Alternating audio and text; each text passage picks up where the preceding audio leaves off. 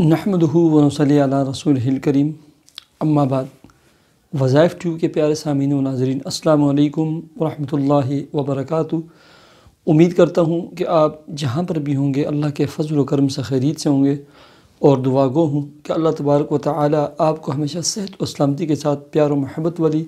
خوشیوں والی، اتفاق و اتحاد والی اور پاکیزہ لائف و زندگی عطا فرمائے، آمین۔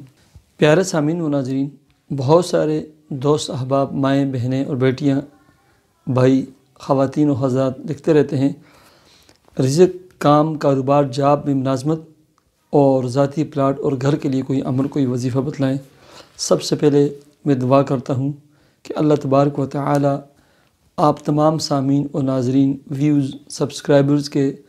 رزق حلال، کام، کاروبار، جاب اور ملازمت میں دن دگنی رات چگنی ترقی عطا فرما کر آپ تمام حضرات کو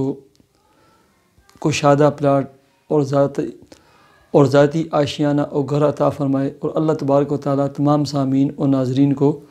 کرائے کے گھروں سے اور کرائے کے گھروں کی مشکلات اور پریشانیوں سے نجات عطا فرمائے، اور اپنا ذاتی کشادہ گھر اور آشیانہ عطا فرمائے، آمین۔ پیارے سامعین و ناظرین، حضرت مولانا عارف باللہ، حضرت مولانا عبدالحی عارفی صاحب رحمۃ اللہ علیہ فرمایا کرتے تھے، اگر ذاتی اور کشادہ گھر چاہیے، ذاتی آشیانہ پلاٹ چاہیے، تو وضو کے دوران یہ ایک چھوٹی سی مسنون دعا ہے، یہ آپ کو سکرین پر نظر آتی ہے۔ اللہم اغفر لی ذنبی ووسع لی فی داری وبارک لی فی رزقی، اس کی پابندی کریں۔ لیکن عمومی طور پر شیطان انسان کا ازلی دشمن ہے، انسان کے پیچھے پڑا ہوتا ہے، عام طور پر وضو کرتے ہوئے یہ دعا بلا دیتا ہے۔ لیکن آپ نے شیطان کی گردن کے اوپر پاؤں رکھنا ہے، توجہ اور دھیان کے ساتھ وضو کے دوران چاہے گھر میں وضو کریں، باتھ میں کریں، تالاب میں کریں، دریا پہ کریں، مسجد کی ٹوٹیوں پہ کریں، تالاب پہ کریں، دل میں 3-4 دفعہ وضو کے دوران یہ دعا پڑھیں، اور آخر میں جو مسنون دعا ہوتی ہے وہ بھی پڑھیں۔ اس کے ساتھ مغرب کی نماز کے بعد ایک دفعہ سورہ یاسین پڑھیں۔ اس کے بعد مغرب کے وقت کا مطلب یہ ہے کہ مغرب سے لے کر رات کو سوتے وقت تک، اس کے بعد 313 مرتبہ حسبنا اللہ و نعم الوکیل پڑھیں،